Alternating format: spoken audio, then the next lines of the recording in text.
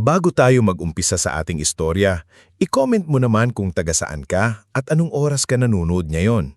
Malay mo, habang nakikinig ka sa kwentong ito, may kapareho kang pinagdadaanan. Yung pakiramdam na kahit gaano ka kabait, kahit gaano ka kasipag, parang ikaw pa rin ang kulang sa mata ng mga taong dapat sana ay unang nagmamahal sa'yo.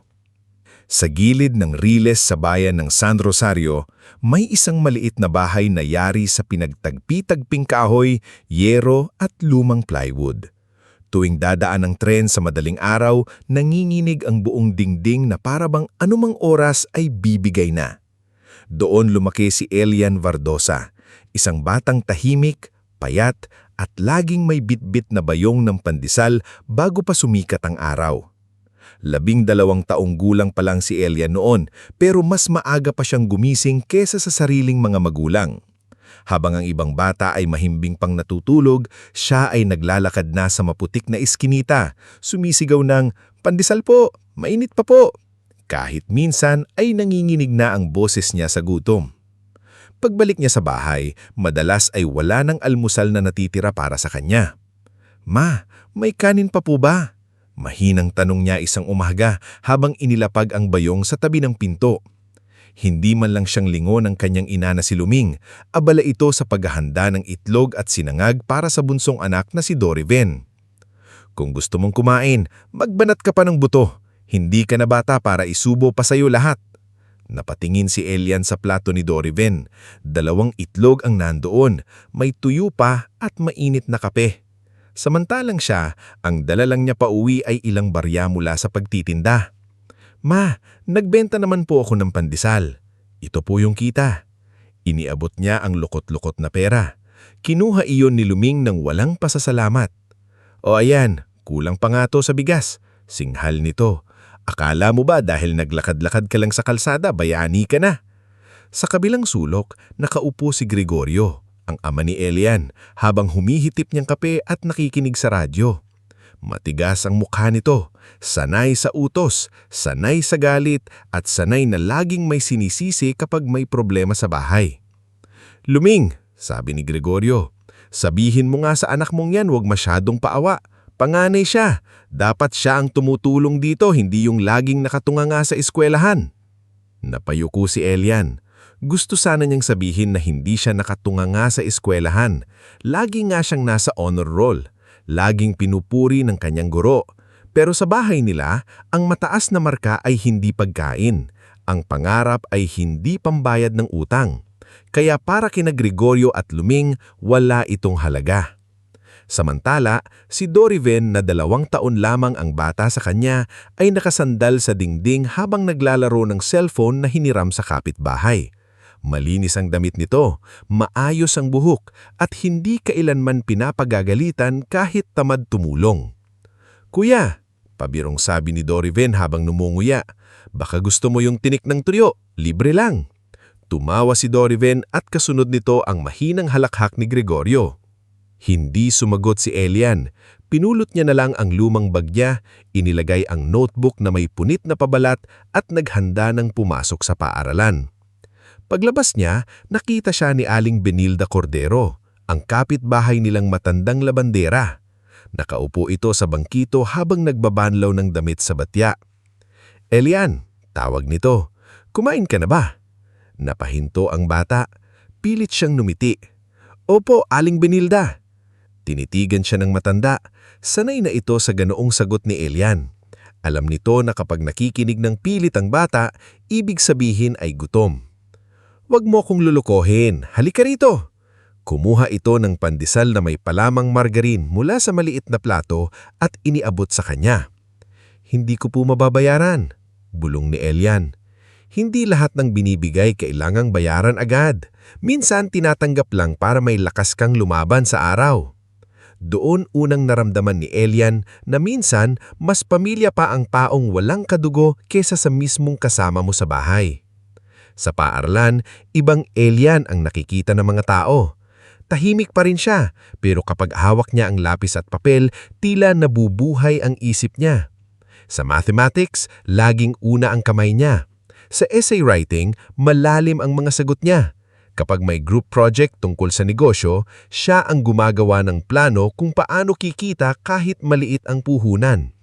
Isang araw, matapos ang klase, pinatawag siya ng kanyang guro na si Ma'am Tersila Mavien. "Elian, sandali ka," sabi nito habang inaayos ang mga papel sa mesa. Kinabaan siya. Akala niya may nagawa siyang mali. "Opo, ma'am." Ipinakita ni Ma'am Tersila ang papel niya sa math quiz. Perfect score. Sa gilid ay may nakasulat na malaking bituin. "Alam mo ba kung gaano ka katalino?" tanong ng guro. Napakamot ng batok si Elian. "Hindi po, sinuwerte lang po siguro." Hindi swerte ang sipag na inuulit araw-araw. Malumanay na sabi ni Ma'am Tersila. "May scholarship exam sa Maynila. Gusto kitang isali." Nanlaki ang mata ni Elian. Scholarship? Maynila? Mga salitang parang napakalayo sa mundong ginagalawan niya. "Ma'am, wala po kaming perang pampamasahe at baka hindi rin po ako payagan nila mama." "Gusto mo ba?" tanong ni Ma'am Tersila. Matagal bago siya nakasagot. Sa isip niya, naririnig agad niya ang boses ni Gregorio. "Walang kwenta yan! Gastos lang yan! Sino ka ba para mangarap?" Pero sa unang pagkakataon, hinayaan niyang lumakas ng kaunti ang boses niya.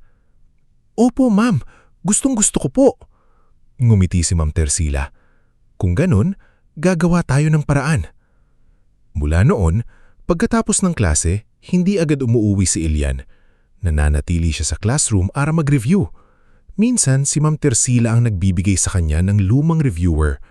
Minsan naman, si Brando Quilatan, kaklase niyang anak ng mekaniko, ang nag-aabot sa kanya ng sobrang papel. "Pre," sabi ni Brando isang hapon, "gamitin mo to. Yung tatay ko, maraming lumang resibo sa talyer. Likod na lagsulatan mo." Tinanggap yun ni Elian na parang mamahaling regalo. "Salamat, Brando. Babayaran ko rin to kapag may pera na ako." Umiling si Brando. "Bayaran mo na lang kapag CEO ka na. Kunin mo akong taga-ayos ng sirang motor sa kumpanya mo." Napangiti si Elian. "CEO agad?" "Oo naman. Bakit hindi? Kung kaya ng iba, bakit hindi ikaw?" Hindi sumagot si Elian, pero tumatak sa kanya ang tanong na yun. Bakit na ba hindi siya? Sa gabi, kapag tulog na ang lahat, lumalabas siya sa tapat ng bahay at nagbabasa sa ilalim ng poste ng ilaw. Hawak niya ang lumang libro tungkol sa negosyo na nakuha niya sa basurahan sa likod ng munisipyo. May mga pahinang basa ng ulan, may amoy amag, pero para kay Elian, iyon ang bintana papunta sa mundong hindi pa niya nararating. Binabasa niya ang tungkol sa puhunan, tiwala, sistema at serbisyo. Hindi niya man naiintindihan ng lahat, may isang ideya ang paulit-ulit na bumabalik sa isip niya. Gusto niya ang balang araw ay makapagpatayo ng kumpanyang hindi nang aapi ng mahihirap. Isang kumpanyang nagbibigay ng trabaho sa mga taong laging minimaliit dahil sa damit, pinanggalingan o kawalan ng diploma. Ngunit habang lumalaki ang pangarap niya, lalong lumalala ang galit ng pamilya niya. Isang gabi, nadatnan niyang hawak ni Gregorio ang luma niyang bisikleta. Ang bisikletang ginagamit niya para sa pagde-deliver ng pandesal at kung minsan ay gulay sa palengke. "Tay, bakit niyo po nilalabas yan?" "Ibebenta," maikling sagot ni Gregorio. "Pero tay, ginagamit ko po yan sa paghahanap buhay." "Mas kailangan ng kapatid mo ng cellphone. May online class daw sila minsan." Napatingin si Elian kay Doriven na nakahiga at nakangisi. Alam niyang hindi online class ang dahilan. Matagal na nitong gustong magkaroon ng sariling cellphone para makapaglaro. "Tay, ma, kung ibebenta niyo po yan, paano ako magde-deliver? Paano ako kikita?" Humakbang si Gregorio palapit sa kanya. "Aba, sumasagot ka na ngayon?" "Hindi po. Sinasabi ko nang po na kailangan ko rin." Isang malakas na hampas sa mesa ang nagpatigil sa kanya. "Kailangan? Kailangan?" Sigaw na Gregorio. "Ang kailangan namin, tumigil ka sa pagpapanggap na may mararating ka. Yang aral-aral mo, yang mga papel mo, walang silbi kung wala kang maiaabot sa bahay." Lumabas si Aling Binilda sa kabila, nag-aalalang sumilip. "Gregorio, bata pa yan. Huwag mo namang sigawan ng ganyan." Wala kang pakialam, Binilda. Anak ko to. Tahimik na tumulo ang luha ni Ilian, pero hindi siya umiyak ng malakas. Sanay na siyang lunukin ng sakit. Sanay na siyang gawing bato ang lalamunan kapag gusto niyang sumigaw. Kinabukasan, wala na ang bisikleta. Lumakad siya papuntang palengke para magbuhat ng gulay. Mas mabagal, mas mabigat, pero ginawa pa rin niya. Sa bawat kahon na binubuhat niya, iniisip niya ang scholarship exam. Sa bawat panlalait na naririnig niya, mas tumitibay ang paniniwalang hindi siya dapat manatili doon habang buhay. Dumating ang araw ng exam. Hindi alam ni na Gregorio at Luming na pumunta siya sa bayan kasama si Ma'am Tersila. Suot niya ang pinakalinis niyang polo, kahit kupas na ito. Sa bulsa niya ay may pandesal na bigay ni Aling Binilda at lapis na hiniram kay Brando. Bago siya pumasok sa testing room, hinawakan ni Ma'am Tersila ang balikat niya. Ilian, tandaan mo, hindi ka sunusukat ng bahay na pinanggagalingan mo. Tumanggo siya. Opo, ma'am. Makalipas ang ilang linggo, dumating ang resulta. Pumasa siya. Hindi lang basta pumasa, isa siya sa pinakamataas ang score. Nanginginig ang kamay niyang hawak ang papel. Parang biglang lumiwanag ang buong paligid. Sa unang pagkakataon, may pinto na bumukas para sa kanya. Ngunit nang iuwi niya ang balita, hindi saya ang sumalubong. Maynila, ulit ni Luming na parang narinig niya ang pinakamasamang balita. At sinong gagasto sa'yo doon? May scholarship po. May allowance din po kahit konti. Paliwanag ni Elian. Ma, tay, baka ito na po ang pagkakataon ko. Tumawang mapait si Gregorio. Pagkakataon?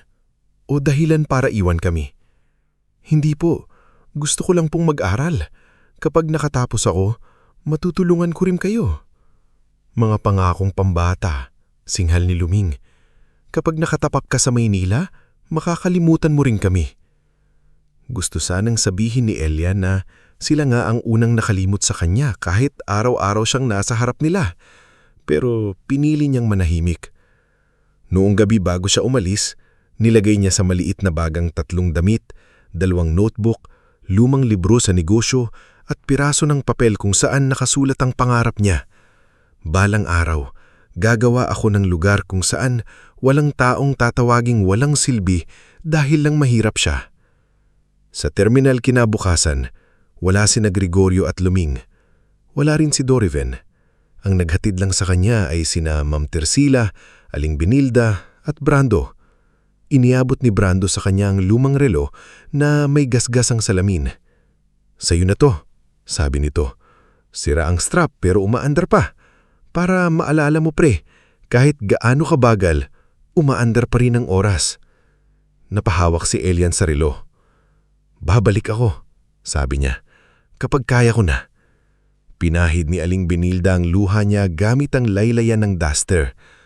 Huwag kang babalik para patunayan ang halaga mo sa mga taong bulag.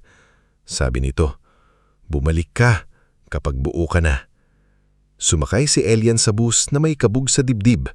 Habang umaandar ito palayo sa San Rosario, nakita niya ang reles, ang poste ng ilaw, ang palengke, ang bahay na maliit at puno ng sigaw. Hindi niya alam kung ano ang naghihintay sa Maynila. Hindi niya alam kung gaano karaming gutom, pagod at luha ang pagdadaanan niya. Pero sa unang pagkakataon, hindi siya nakatingin sa sahig. Nakatingin siya sa daan. Sa Maynila, nagsimula ang panibagong laban ni Elian. Namasukan siya sa maliit na print shop ni Mang Orestes Laksamana, isang lalaking laging may lapis sa tenga at amoy tinta ang mga kamay. Working student ka raw? Tanong ni Mang Orestes nung unang araw. Opo sir, kahit anong trabaho po gagawin ko. Tinitigan siya nito. Dito walang sir, Mang Orestes lang. Marunong ka bang maglinis? Opo. Magbuhat? Opo. Magtiis? Natigilan si Elian. Pagkatapos ay mahina siyang tumanggo. Opo, sanay po ako. Sa umaga pumapasok siya sa kolehiyo. Sa gabi, naglilinis siya ng sahig, nag-aayos ng papel, nagbubuhat ng kahon ng bond paper, at minsan ay sa likod na lang ng print shop natutulog kapag hindi na kaya ng katawan niyang bumiyahe. Doon niya nakilala si Iliana Sirapin, isang accounting student na nagpapaprint ng reviewers tuwing gabi. Napansin nitong madalas siyang nakasandal sa sako ng papel habang nagbabasa. "Nakapagod ka ba?" tanong ni Iliana isang gabi. Napangiti si Elian. "Pagod, ngunit magalang." "Napapagod, pero mas nakakapagod sigurong bumalik sa dati nang walang nararating." Tinignan siya ni Iliana ng matagal na parang nakita nito ang bigat na matagal niyang itinatago. "Ano bang gusto mong maging?" Tahimik na huminga si Elian. Sa unang pagkakataon sa Maynila, sinabi niya nang hindi nahihiya ang pangarap niya. "Gusto kong magtayo ng kumpanya. Hindi yung para yumaman lang. Gusto ko yung kumpanya na nagbibigay ng trabaho sa mga taong laging tinatanggihan." Ngumiti si Iliana. "Malaki ang pangarap mo." "Oo nga, minsan natatakot ako." "Okay lang matakot. Basta huwag kang titigil." Mula sa gabing iyon, nagkaroon ng bagong kaibigan. Isang taong hindi siya tinawag na pabigat. Isang taong hindi tumawa sa pangarap niya. Sa unang taon niya sa Maynila, ilang beses siyang sumulat sa pamilya niya. Kinuwento niya na nakapasok siya sa klase, na may trabaho siya sa gabi, na mahirap pero kinakaya niya. Walang sumagot. Pagkalipas ng ilang buwan, isang maikling mensahe lang ang dumating mula kay Luming. "Kung may pera ka, magpadala ka. Kailangan ni Doriven." Matagal nang tinitigan ni Elian ang mensahe. Masakit, pero hindi na bago. Noong gabing iyon, imbis na umiyak, binuksan niya ang notebook niya at nagsulat. "Hindi ako ipinanganak para manatiling sugatan. Hindi ako yayaman para gumanti. Aangat ako para patunayan na kahit ang batang hindi pinili, pwedeng gumawa ng sariling tahanan sa mundo." Sa labas ng print shop, maingay ang Maynila. May busina, may sigawan, may ulan na nagsisimulang pumatak sa bubong na yero. Ngulit sa loob ng munting sulok na iyon, habang hawak ni Elian ang lapis at lumang relo ni Brando, may isang pangarap na tahimik na nagsisimulang huminga. Bago tayo mag-umpisa sa kasunod na parte ng ating istorya, i-comment mo naman kung taga saan ka at anong oras ka nanonood ngayon. Dahil sa parteng ito, makikita natin na ang pag-angat ng isang taong nasaktan ay hindi nangyayari sa isang gabi lang.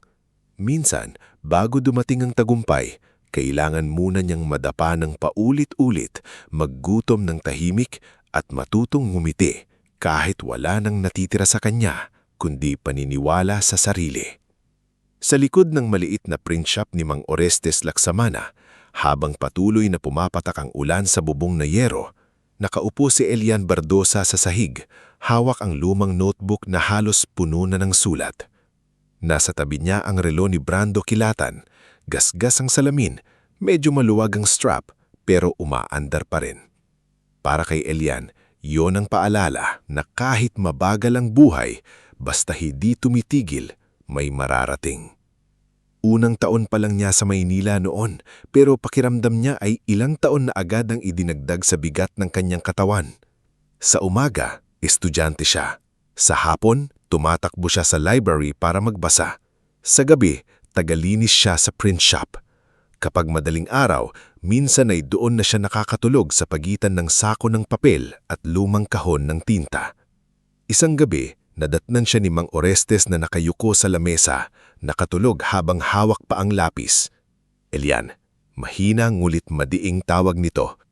Nagigising siya agad, nagulat na parang nahuli sa kasalanan. "Pasensya na po, Mang Orestes, tatapusin ko na po yung paglilinis." Tinitigan siya ng matanda. 2:00 na ng madaling araw, may klase ka pa mamaya, hindi ba? "Opo, pero kaya ko pa po." Umiling si Mang Orestes. Hindi lahat ng kinakaya dapat pinipilit. Minsan, mas matapang ang marunong magpahinga. Napayoko si Elian. Hindi siya sanay marinig na may nag-aalala sa kanya. Sa bahay nila noon, kapag pagod siya, sasabihin lang ni Gregorio, "Arte mo." Kapag gutom siya, sasabihin ni Luming, "Magtrabaho ka pa." Kaya ang simpleng paalala ni Mang Orestes ay parang gamot na hindi niya alam na kailangan pala niya. Kinabukasan, pumasok siya sa klase na namumutla. Sa kalagitnaan ng lecture, biglang lumabo ang paningin niya. Narinig pa niya ang boses ng professor, Pagkatapos ay nagdilim ang paligid. Pagmulat niya, nasa klinik na siya ng paaralan. Nandoon si Iliana Serafin, hawak ng isang plastic bag na may tinapay at tubig. "Akala mo ba makina ka?" Bungad nito. "Hindi naman." Mahinang sagot ni Elian. "Nagkulang lang siguro ako ng tulog." Nagkulang ka ng tulog, pagkain, pahinga at awa sa sarili. Elian, kung gusto mong makatayo ng kumpanya balang araw, kailangan buhay ka muna. Napangiti siya kahit nang hihina. "May punto ka." "Hindi punto. Katotohanan yun." Mula noon, tinulungan siya ni Iliana gumawa ng maayos na schedule. May oras para sa klase, oras para sa trabaho, oras para mag-review, at kahit kaunti, oras para matulog. Hindi pa rin madali, pero unti-unti niyang natutunan na ang pangarap ay hindi lang binubuo ng sakripisyo. Binubuo rin ito ng tamang pag-aalaga sa sarili. Lumipas ang 2 taon. Si Elian ay nanatiling eskolar pero hindi naging diretso ang daan. May mga semester na muntik siyang bumagsak sa isang subject dahil sa sobrang dami ng trabaho. May mga araw na isang pandesal lang ang kinakain niyang mahaghapon. May mga gabi na tinitignan niya ang cellphone, umaasang may mensahe mula kina Gregorio o Luming na nagtatanong kung kumusta siya. Pero madalas, ang natatanggap niya lang ay mensaheng ganito: "Elian, magpadala ka naman. Kailangan ni Doriven." Walang kumusta ka, walang anak, walang ingat ka. Isang gabi, habang nakaupo siya sa gilid ng print shop, binasa niya ang mensahe ni Luming. Kakahawak niya lang ng unang maliit na allowance mula sa scholarship at halos eksakto iyon para sa bayad sa dorm bed na inuupahan niya, photocopy ng reviewer at pagkain sa loob ng ilang linggo. Napansin ni Mang Orestes ang bigat sa kanyang muka. "Pamilya?" Tumanggo si Elian. Nanghihingi ulit. "Magpapadala ka?" Matagal siyang natahimik. "Hindi ko alam. Kapag nagpadala ako naman ang mawawalan. Pero kapag hindi ako nagpadala, parang masamang anak ako." Umupo si Mang Orestes sa tabi niya. "Elian, ang pagtulong hindi dapat inuubos ang sarili. Kapag wala ka nang natira, paano ka patatayo?" Nabigatan si Elian sa sinabi nito. Sa unang pagkakataon, hindi niya ipinadala ang buong allowance. Maliit na halaga lang ang pinadala niya, sapat para makatulong, pero hindi sapat para wasakin ang sarili niyang pangangailangan. Buong gabi siyang nakonsensya, pero kinabukasan, nakapasok siya sa klase ng may laman ng sikmura. At doon niya naintindihan na minsan, ang unang hakbang sa pag-angat ay ang matutong huwag laging magpaubos. Samantala, sa San Rosario, ibang kwento ang nangyayari. Sa lumang bahay sa gilid ng Riles, lalong lumalalim ang pagkakaiba ng buhay ni Gregorio, Luming at Doriven. Habang si Elian ay nakikipaglaban sa Maynila para makapagtapos, si Doriven naman ay nagsimulang mahumaling sa madaling pera. May kaibigan nitong si Ramilgo Fuentebela, isang lalaking magaling magsalita, laging nakagel ang buhok at laging may dalang peking pangako. "Doriven, pare, hindi ka yayaman sa simpleng trabaho," sabi ni Ramilgo isang hapon sa tambayan. "Kailangan mo ng diskarte, networking to. Maglalabas ka lang ng puhunan, doble agad." "Sigurado yan?" tanong ni Doriven. "Sigurado. Tignan mo tong relo ko." Pagmamalaki ni Ramilgo habang ipinapakita ang kumikislap na relo na hulugan pala. Galing to sa sistema. Naniwala si Doriven. Umuwi siya ng mataas ang pangarap pero mababa ang pag-iisip. Kinausap niya sina Gregorio at Luming. "Ma, tay, kailangan ko ng puhunan. Kapag kumita ako, yayaman tayo. Hindi na natin kailangan si Kuya Elian." Narinig ni Aling Benilda ang huling pangungusap mula sa tapat ng bahay at napailing siya pero hindi siya nagsalita.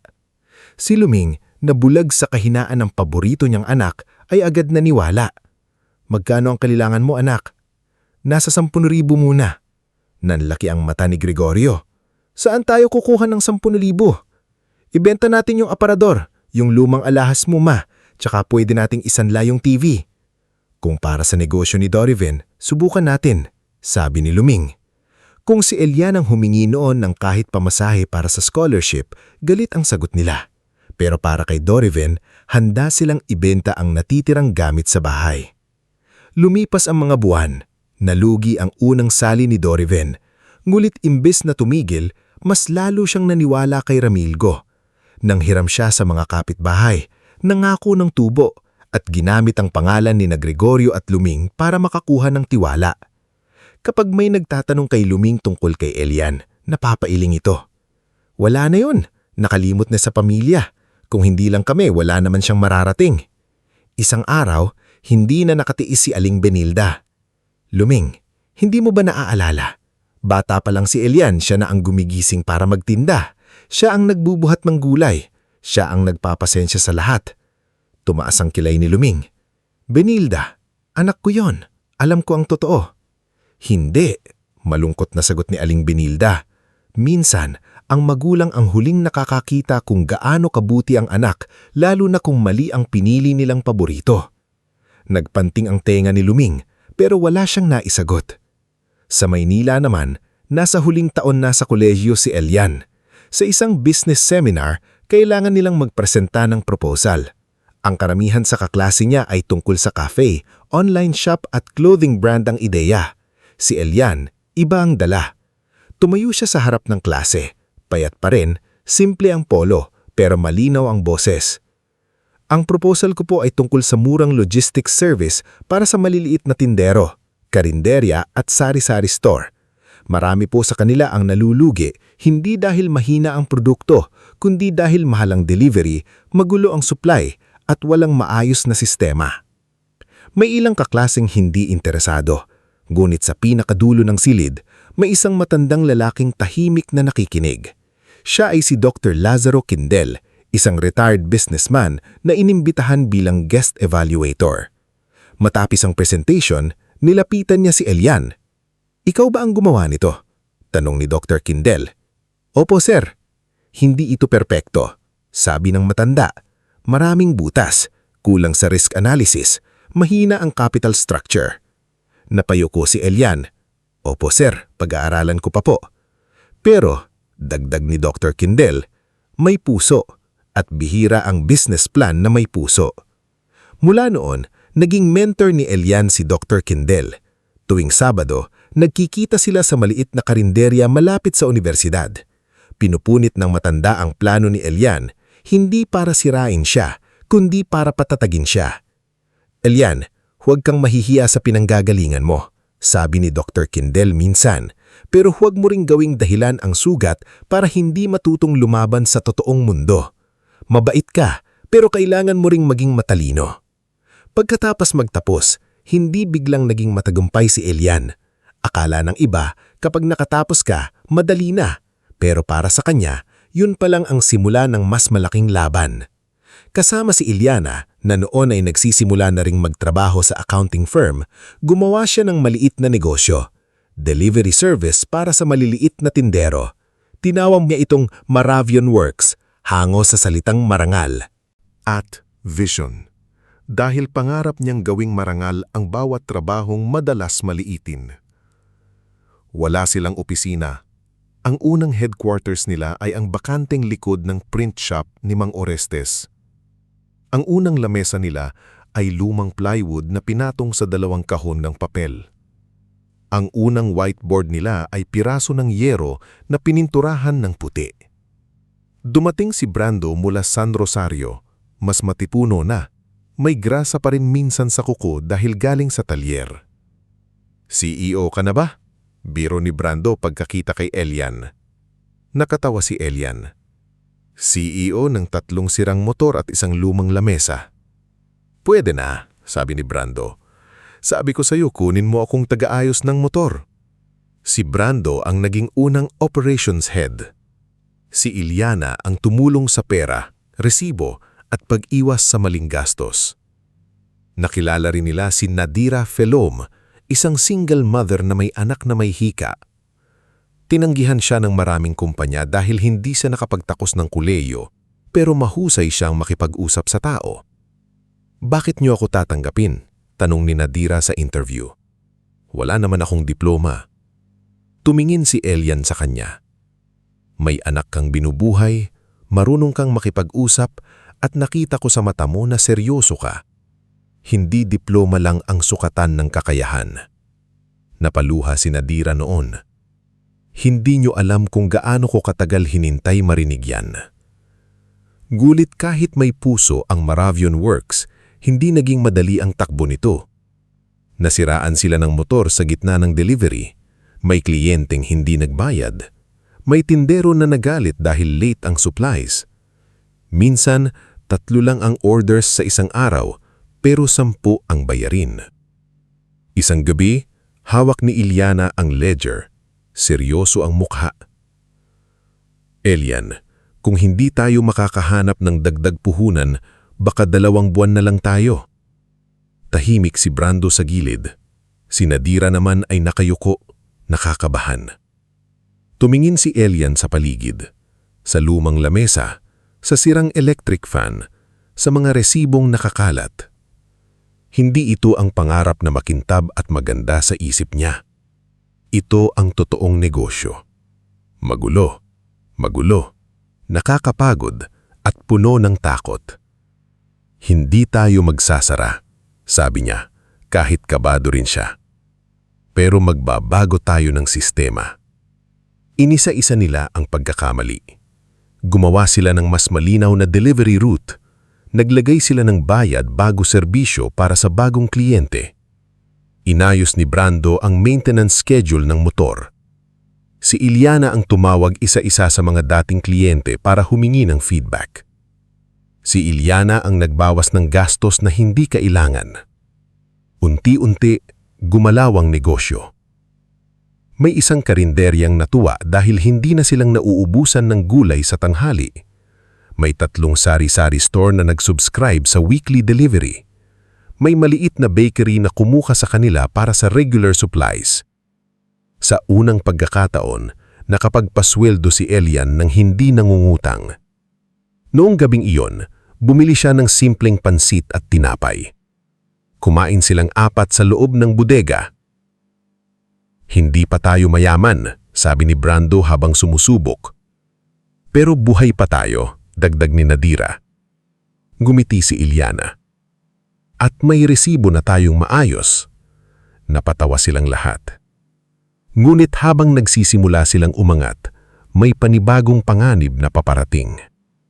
Nakilala ni Elian si Celestino Ardanes, isang investor na makinis magsalita, laging naka-Amerikana at pila sanay magpahanggalang tao. Inalok ni Elian ng puhunan kapalit ng partnership.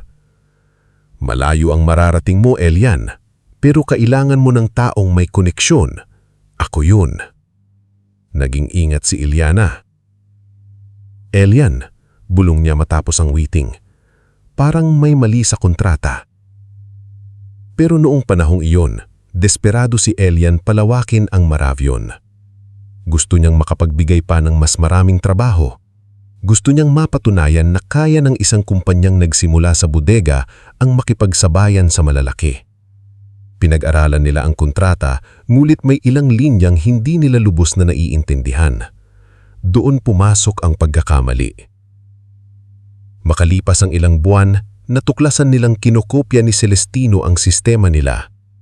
Ang customer list, training format, delivery mapping, unti-unti nitong inililipat sa isang mas malaking kumpanyang hawak ng kaibigan niya.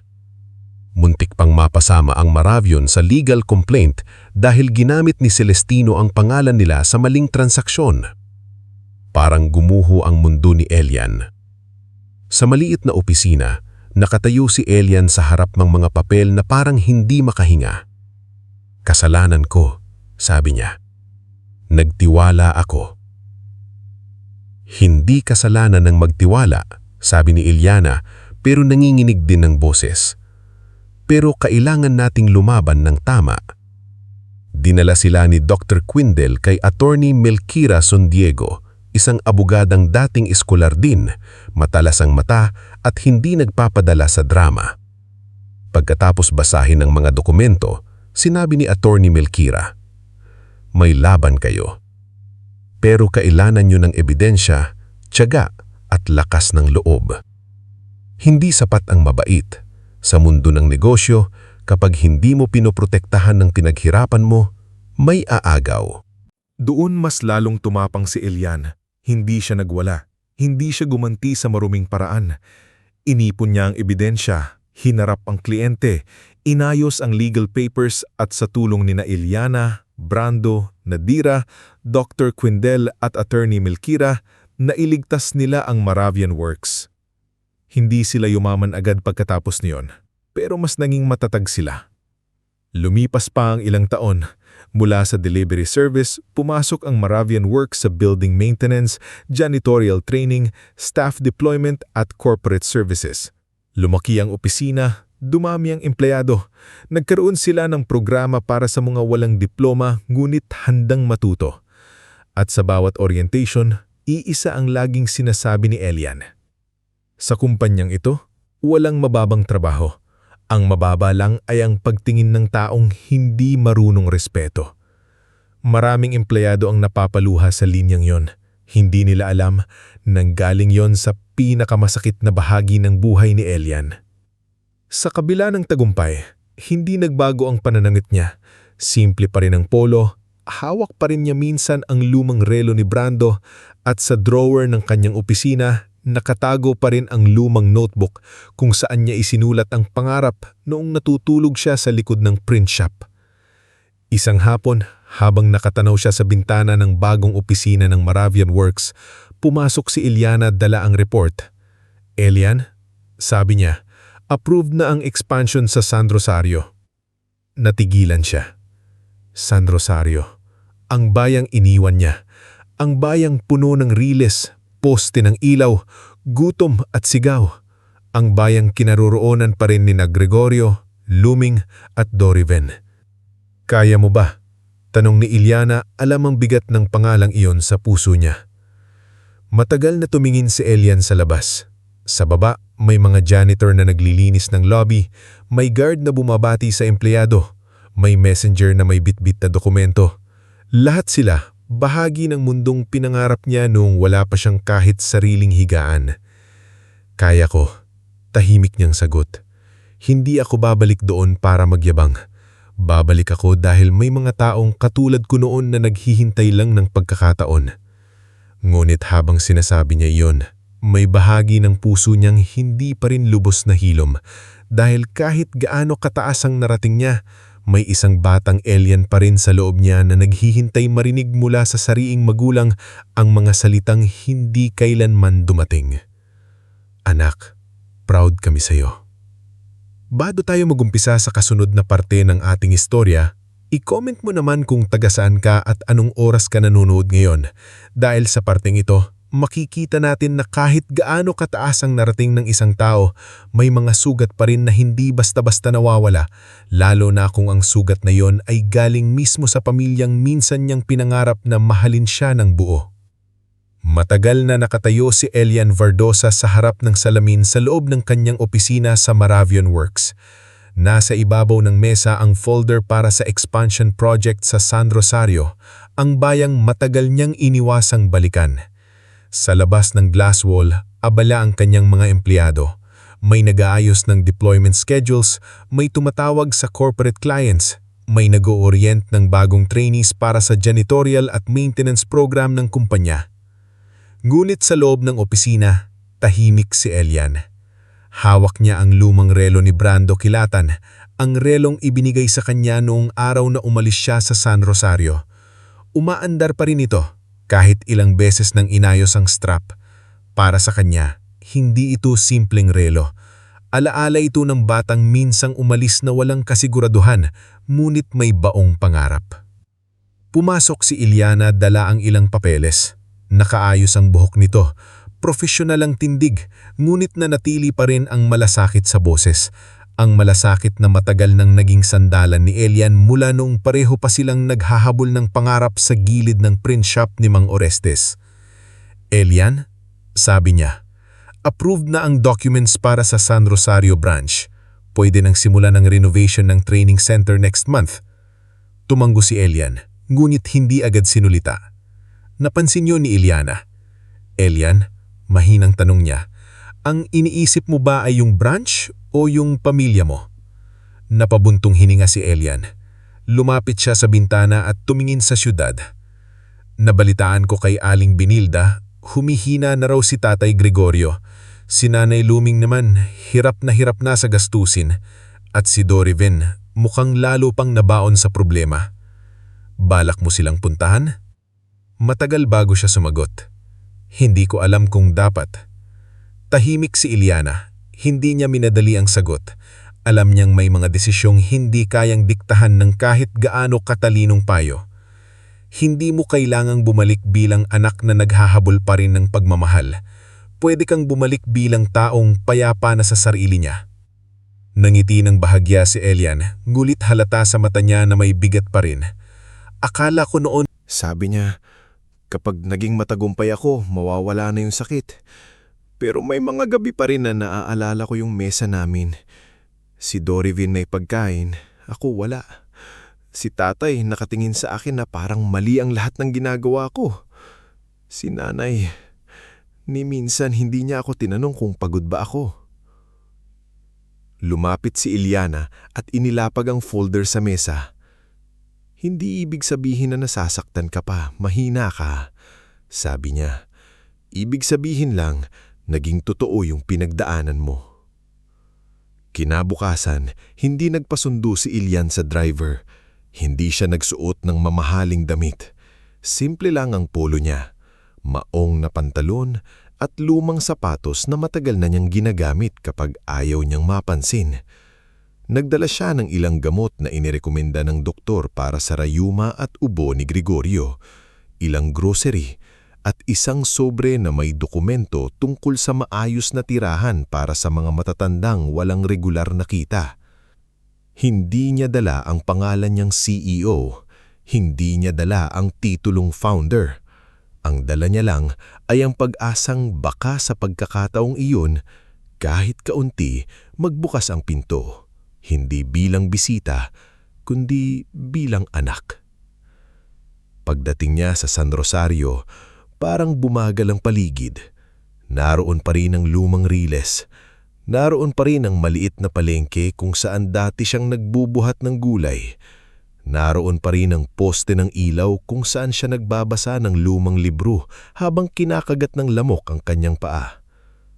May mga bagong tindahan na. May ilang bahay na napaayos, pero ang hangin ay pareho pa rin. May halong alikabok, usok ng tricycle at alaala. Sa kanto, nakasalubong niya si Maritesa Gualberto, dati niyang kaklase noong high school. May bitbit itong basket ng tinapay at tila hindi siya agad nakilala. "Ilian?" Tanong nito, nanlalaki ang mata. "Ikaw ba yan?" Ngumiti siya. "Oo. Kumusta, Maritesa?" "Diyos ko, ang tagal mo nang hindi nakikita rito. Saan ka na ngayon?" "Sa Maynila pa rin," simpleng sagot niya. Hindi niya sinabi ang tungkol sa Marabion. Hindi niya sinabi ang tungkol sa mga building na hawak ng kumpanya niya, sa libu-libong manggagawang natulungan, at sa bagong branch na balak niyang itayo sa mismong bayan nila. Hindi iyon ang dahilan ng pagbalik niya. "Bibisita ka kina nanay mo?" tanong ni Maritesa, medyo nag-aalangan. "Oh." Natahimik ito sandali, saka mahinang nagsabi, "Mag-ingat ka, Ilian." Hindi pa rin sila madaling kausapin. Hindi na siya nagtanong. Alam niya ang ibig sabihin. Paglapit niya sa lumang bahay, sumikip ang dibdib niya. Mas luma na ito kaysa sa alaala niya. Mas mababa ang yero, mas kupas ang dingding, at ang dating pintuang kahoy ay may bitak na sa gilid. Sa tapat, may nakasampay na damit na halatang ilang beses ng tinahi. May lumang monoblock chair na bali ang isang paa. Huminga ng malalim si Ilian bago kumatok. 3 katok. Walang sumagot. Kumatok siya muli. Maya-maya, bumukas ang pinto. Si Luming ang sumilip. Mas matanda na ito, mas payat, may ilang puting buhok sa sintido. Ngulit ang matang tumingin kay Ilian ay ganoon pa rin. Talim, puno ng pagdududa, at walang init. "Ilian?" sabi nito, tila hindi makapaniwala. "Ma," mahinang bati niya. Hindi gumalaw si Luming. Tinignan siya nito mula ulo hanggang paa. Ang simpleng polo, ang dala niyang grocery, ang lumang sapatos. At sa halip na tanungin siya kung kumusta siya, kumunot ang noo nito. "Bakit ka nandito?" "Dumalaw lang po ako. Nabalitaan ko pong may sakit si tatay. May dala po akong gamot at kaunting pagkain." Mula sa loob ng bahay, narinig ang paos na boses ni Gregorio. "Sino yan, Luming?" "Si Ilian," sabi niya. May biglang yabag.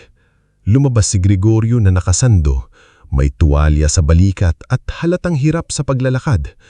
Ngunit kahit nang hina ang katawan, matigas pa rin ang mukha nito. "Ilian," sabi ni Gregorio, mabigat ang tono. "Ngayon ka lang naalalang bumisita." "Gusto ko lang po kayong kumustahin." Napangisi si Dorivin mula sa loob. Mas mataba ito ngayon, ngunit halatang magulo ang buhay. Namumula ang mata, gusot ang damit, at hawak ang cellphone na may basagang screen. "Ano to, kuya? Nabagsak ka na sa Maynila? Wala ka nang matirhan kaya bumalik ka?" Hindi sumagot si Ilian. Inilapag niya ang grocery sa tabi ng pinto. "Hindi ako bumalik para makitira. May dala lang akong tulong. At kung papayagan kayo, may maayos na programa na pwede kong ibigay." "Programang ano?" putol ni Gregorio. "Akala mo ba kailangan namin ng awa mo?" "Hindi po awa. Tulong lang." "Tulong?" Tumaas ang boses ni Luming. "Nung umalis ka, iniwan mo kami. Ngayon babalik ka rito na parang mabait kang anak?" Napapikit sandali si Ilian. Ramdam niyang unti-unting bumabalik ang dating sakit. Yung batang siya na nakatayo sa kusina, nang hihingi ng kanin, ngunit sinabing magbanat pa ng buto. "Ma," Mahinang sabi niya, "Maraming beses po akong sumulat. Nagpadala rin po ako noon kahit na halos wala na akong makain." "Sus!" singal ni Dorivin. "Baka gusto mo pa kaming singilin ngayon?" "Hindi." Lumapit si Gregorio, naninginig ang kamay ngunit matigas pa rin ang tindig. "Makinig ka, Ilian," sabi nito. "Kung bumalik ka rito para ipamukha sa amin na may trabaho ka na, huwag na. Kung bumalik ka para humingi na matutuluyan, lalong huwag na." "Tay, hindi po yun ang—" "Lumayas ka dito!" sigaw ni Gregorio, malakas sapat para marinig ng ilang kapitbahay sa labas. "Palamunin ka lang namin noon at ngayon baka gusto mo na namang kaming pirwisyuhin." Parang huminto ang buong paligid. Sa kabilang bahay, lumabas si Aling Benilda Cordero, hawak pa ang basang damit na nilalabhan. Nakita niya si Ilian sa tapat ng pinto, tanga ng sobre at reseta, habang nakaharap sa mga magulang na minsan na siyang sinugatan at ngayon ay muli na namang sumusugat. "Gregorio!" sigaw ni Aling Benilda. "Ano bang sinasabi mo? Anak mo yan." "Huwag kang makialam, Benilda. Hindi mo alam ang hirap namin dito." Lumapit si Luming kay Ilian at itinulak pabalik ang grocery bag gamit ang paa. "Dalhin mo yan. Hindi namin kailangan ng tira-tira mo." Hindi gumalaw si Ilian. Tinitigan niya ang grocery, ang gamot, ang sobre. Napansin niyang nanginginig ang kamay niya, hindi sa galit, kundi sa sakit na matagal niyang inakalang nalampasan na niya. Si Dorivin naman ay tumawa ng mahina. "Ayan kuya, bumalik ka pa kasi. Ano, akala mo yayakapin ka namin?" Dahan-dahang yumuko si Ilian. Pinulot niya ang sobre pero iniwan ang gamot at grocery sa tabi ng pinto. "Para kay tatay pa rin po yan. Gamitin niyo kung kailangan." "Wala kaming kailangan sa'yo." Tumingin si Ilian sa ama. Sa unang pagkakataon, hindi siya nagmakaawa.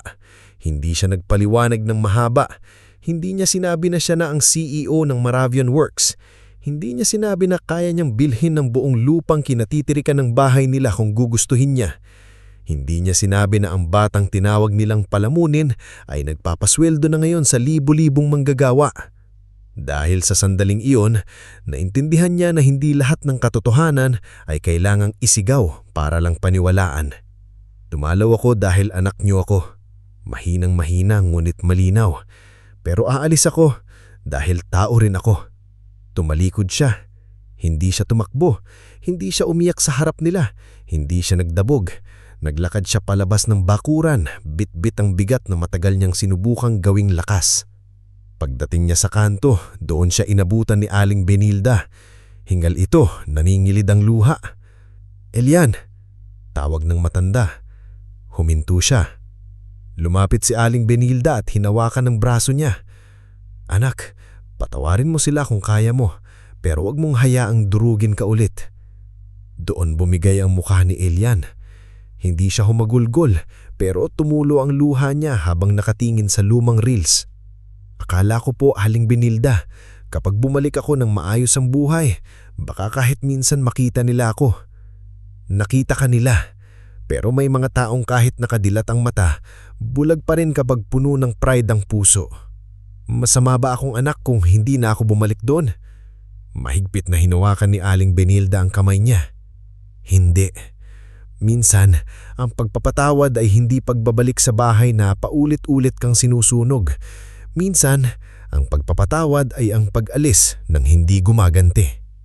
Matagal silang nakatayo sa tabi ng reels. Dumaan ang tren, malakas ang ugong, naiinginig ang lupa sa ilalim ng kanilang mga paa. Naalala ni Elian ng batang sarili.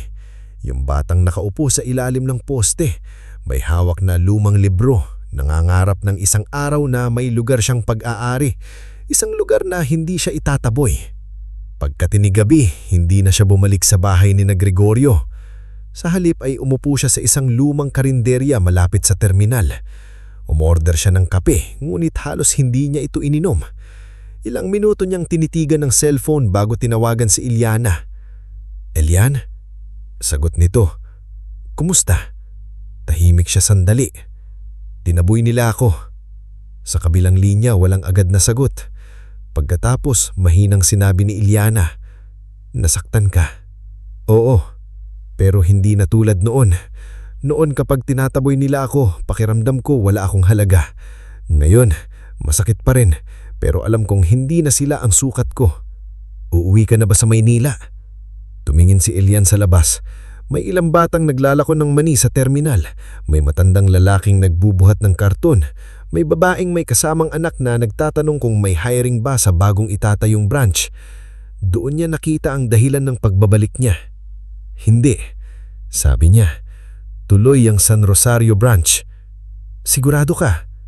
"Oo, hindi ako babalik dito para patunayan ang sarili ko sa kanila. Pero may mga tao rito na katulad ko noon, mga taong kailanan lang ng pagkakataon." Kinabukasan, ipinatawag ni Elian si Brando Quilatan sa lumang munisipyo ng San Rosario, kung saan pansamantala silang nag-meeting kasama ang ilang lokal na opisyal. Kasama rin si Nadira Felome, dala ang listahan ng posibleng training modules, at si Attorney Melquira Sondiego na mag-aayos ng legal papers. Si Brando, na matagal nang alam ang pinagdaanan ni Elian, ay seryosong nakinig habang ipinaliwanag ang plano. "Gusto ko magbukas tayo ng training center dito," sabi ni Elian. "Hindi lang para sa janitorial work, kasama ang housekeeping, maintenance safety, basic accounting, customer service, at workplace dignity." "Gagamitin ba natin pangalan mo?" tanong ni Nadira. Umiling si Elian. "Hindi muna. Ikaw at si Brando ang haharap. Ayokong isipin ng mga tao na bumalik ako para magpasikat, at ayokong lumapit ang iba dahil lang nalaman nilang ako ang may-ari." Napatingin si Brando sa kanya. "Kasama ba riyan ang pamilya mo?" Saglit na natahimik si Elian. Kung lalapit silang bilang aplikante balang araw, tratuhin sila tulad ng lahat. Walang spesyal, walang galit, walang pabor. Tumanggo si Attorney Melquira. "Yan ang pinakamahirap gawin, ang maging patas sa taong nanakit sa'yo." "Pero iyon ang dapat," sagot ni Elian. "Kung sisirain ko ang prinsipyo ko dahil lang nasaktan ako, hindi rin ako naiiba sa kanila." Nagsimula ang proyekto makalipas ang ilang linggo. Ang dating abandonadong bodega malapit sa palengke ay unti-unti nilinis. Nilagyan ng maayos na ilaw, bagong pintura, simpleng training rooms at maliit na opisina. Maraming taga San Rosario ang nagtaka kung sino ang nasa likod ng Maravion Works, ngunit ang alam lang nila ay may kumpanyang galing Maynila na nagbibigay ng libreng training sa mahihirap. Dumating ang unang batch ng trainees. Nandoon si Pablito Enverga, dating tricycle driver na nawala ng pasada matapos maaksidente. Nandoon si Rowena Sablon, biyudang may 3 anak na ilang beses tinanggihan sa trabaho dahil lampas kwenta na ang edad. Nandun din si Juniper Valmores, dating tambay na laging hinuhusgahan ng kapitbahay ngunit gustong magbagong buhay para sa nakababatang kapatid. Sa unang orientation, si Nadira ang nagsalita. Dito po sa Maravion, hindi namin tinitingnan kung saan kayo galing para maliitin kayo. Tinitingnan namin kung handa kayong matuto, rumespeto at magsimula ulit. Sa likod ng silid, tahimik na nakatayo si Elian, hindi nagpapakilala. Pinapanood niya ang mga taong nakikinig ng may kaba at pag-asa. Nakita niya sa mga mata nila ang batang siya noon, pagod, takot, pero hindi pa sumusuko. Lumapit si Brando sa kanya. Pre, bulong nito. Okay ka lang. Tumanggo si Elian. Ngayon ko lang naramdaman na may saysay pala lahat. Samantala, sa bahay ni na Gregorio, patuloy ang pagbagsak ng kanilang kalagayan.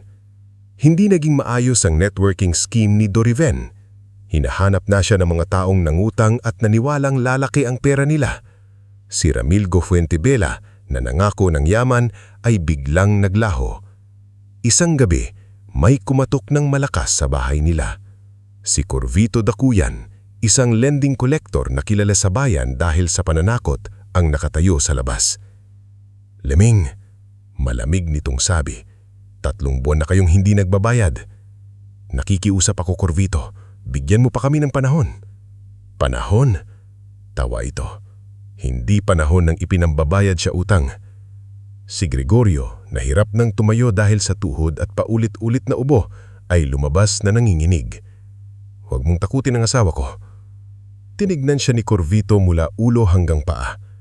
Kung may trabaho kayo, magbayad kayo. Kung wala, alam nyo na ang mangyayari sa bahay na to. Pag-alis ni Corvito, tahimik ang buong bahay. Si Doriven ay nakaupo sa sulok, hindi makatingin sa mga magulang. Kakausapin ko si Ramilgo. Mahinang sabi nito. Wala nang si Ramilgo. Sigaw ni Gregorio na napaupo dahil sa sakit ng tuhod. Ikaw ang nagdala sa atin dito. Napahawak si Luming sa dibdib. Sa unang pagkakataon, hindi niya naipagtanggol agad si Doriven. Nakita niya ang basag na cellphone nito, ang mga papel ng utang, at ang halos walang laman na lalagyanan ng bigas. At sa isang iglap, sumagi sa isip niya si Elian, ang anak na nagdala ng grocery at gamot, mulit itinaboy nila. Hindi niya sinabi ng malakas. Nilunok niya ang alaala dahil masakit aminin. Makalipas ang ilang araw, kumalat sa San Rosario na tumatanggap ang Maravion Works ng applicants para sa janitorial at utility training. May allowance habang nasa training, may posibilidad na regular employment at hindi kailangan ng mataas na pinag-aralan. Kahit matatanda, maaring mag-apply kung pasado sa basic health check at willing matuto. Nakita ni Luming ang poster sa palengke habang bumibili ng kalahating kilong bigas. Maravion Works. Basa niyang mahina. May nakasulat sa ilalim. Walang mababang trabaho. Mababa lang ang pagtingin ng taong mapagmata. Hindi niya alam kung bakit biglang kumirot ang dibdib niya sa linyang iyon. Pag-uwi niya, nadatnan niyang inuubo si Gregorio at nakaupo si Doriven sa labas, tulala. Sabi ni Luming. Ha? Tanong ni Gregorio. Janitor, utility, training muna. Sa bagong kumpanya rito. Kumunot ang noo ni Gregorio. Janitor? Ako? Napatingin si Luming sa walang laman na kusina. Pagkatapos ay tumingin siya sa asawa. Gregorio, wala na tayong mapagpipilian. Matagal na natahimik si Gregorio. Noong kabataan niya, madalas niyang maliitin ang mga tagalinis. Madalas niyang sabihin kay Elian na walang mararating ang taong puro lampaso at buhat. Ngayon, Ang trabahong minamaliit niya ang siyang posibleng magligtas sa kanila. Anong pangalan ng kumpanya? Tanong ni Doriven. Maravion Works, sagot ni Luming. Hindi nila alam kung bakit pamilyar iyon. Hindi nila alam na ilang taon nang itinayo iyon ng anak na itinaboy nila. Hindi nila alam na ang kumpanyang papasukin nila ay bunga ng luha, gutom at pangarap ni Elian. Kinabukasan, suot ni Gregorio ang pinakamalinis niyang polo kahit kupas na. Luming naman ay may bit-bit na brown envelope na halos walang laman kundi lumang ID at barangay certificate. Mabagal silang naglakad papunta sa training center. Sa gate, nakatayo ang malaking karatula ng Maravion Works. Malinis, simple at marangal tingnan. Napahinto si Gregorio. "Sigurado ka ba rito?" tanong niya sa asawa. Tumingin si Luming sa kanya. Sa mga mata niya, wala na ang dating taas noo. Pagod, takot at hiya na ang naroon. "Hindi na natin kaya ang pride, Gregorio," sabi niya. "Kailangan na nating mabuhay." Dahan-dahan silang pumasok sa gate, walang kaalam-alam na ang unang hakbang na iyon ang magdadala sa kanila sa harap ng katotohanang matagal nilang tinatakasan. Bago tayo mag-umpisa sa kasunod na parte ng ating istorya, i-comment mo naman kung taga saan ka at anong oras ka nanonood ngayon. Dahil sa parteng ito, makikita natin na minsan ang pinakamabigat na parusa sa taong mapagmataas ay hindi sigaw, hindi sampal at hindi paghihinggitan, kundi ang tahimik na pagharap sa katotohanang mali ang lahat ng paniniwala niya tungkol sa taong minsan niyang itinaboy. Mabagal na pumasok sina Gregorio at Luming Vardosa sa gate ng Maravion Works Training Center sa San Rosario. Pareho silang tila ng liliit habang nakatingin sa malinis na paligid. Ang dating abandonadong bodega na dating madalas daanan ng mga lasing at tambay ay isa na ngayong maayos na pasilidad. May malalaking bintana, maliwanag na ilaw, halamang nakahilera sa gilid at karatulang nagsasabing, "Dignidad sa trabaho, pag-asa sa bawat tao." Napahinto si Gregorio sa halap ng karatula. Dati, kapag may nakikita siyang janitor sa mall o opisina, halos hindi niya pinapansin. Para sa kanya noon, simpleng trabaho lang iyon. Walis, basahan, timba, utos. Ngayon, siya mismo ang papasok para humingi ng pagkakataong matuto ng trabahong minamaliit na noon. "Bilisan mo," mahinang sabi ni Luming. Pilit itinatago ang kaba. "Baka magsimula na." "Alam ko," sagot ni Gregorio, pero halatang nanginginig ang boses. Sa registration area, maraming aplikante ang nakapila. Nandoon si Rowena Sablon, suot ang lumang bestida pero malinis, hawak ang envelope na may barangay clearance. Katabi si Pablito Enverga, dating tricycle driver, na kinakapakapapa ang kanyang medical certificate. Sa dulo ng pila, nakatayo si Juniper Valmores, dating tambay na ngayoy maayos na ang buhok at tila kinakabahan sa unang totoong pagkakataon ng buhay niya. Nang pansin ni Rowena sina Gregorio at Luming, ngumiti siya. "Mag-a-apply din po kayo?" tanong niya ng magalang. Saglit na natigilan si Luming, hindi sanay na may bumabati sa kanya ng maayos sa ganitong sitwasyon. "Oo, janitor, utility, kahit ano basta may trabaho." Tumanggo si Rowena. "Pareho po tayo. Sabi nila maganda raw dito, hindi raw minamaliit ang aplikante kahit mahirap." Napatingin si Gregorio sa sahig. Ang salitang minamaliit ay parang dumikit sa kanyang dibdib. Ilang beses ba niyang pinaramdam kay Elian na maliit ito? Ilang beses niyang tinawag na walang silbihang sariling anak dahil lang tahimik itong nag-aaral at naghahanap buhay.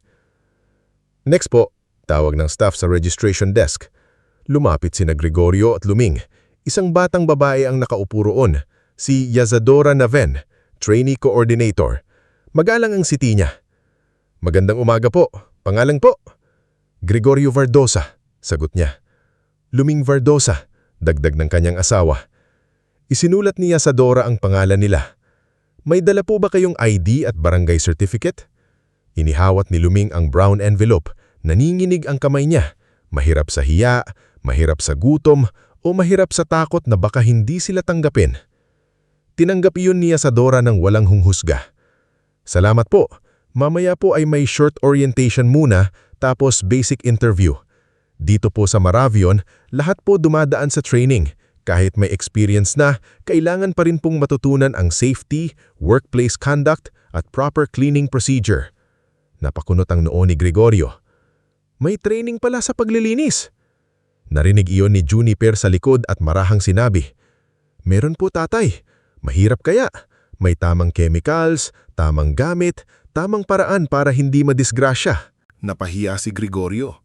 Noon, madalas niyang sabihin kay Elian, kahit sino kayang maglinis. Ngayon, sa simpleng paliwanag ng isang dating tambay, unti-unti niyang nakikita na kahit ang trabahong akala niya'y mababa ay may kaalaman, disiplina at respeto. Dinala sila sa malaking training room.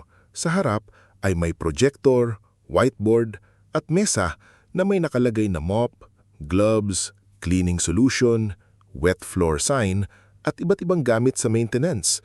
Nakaupo ang mga aplikante ng maayos, walang maingay, walang nagyayabang, lahat ay naghihintay. Pagpasok ni Nadira Felome, tumahimik ang buong silid. Suot nito ang simpleng blazer at may hawak na folder. Siya ang director ng Worker Welfare Program, ngunit hindi siya intimidating.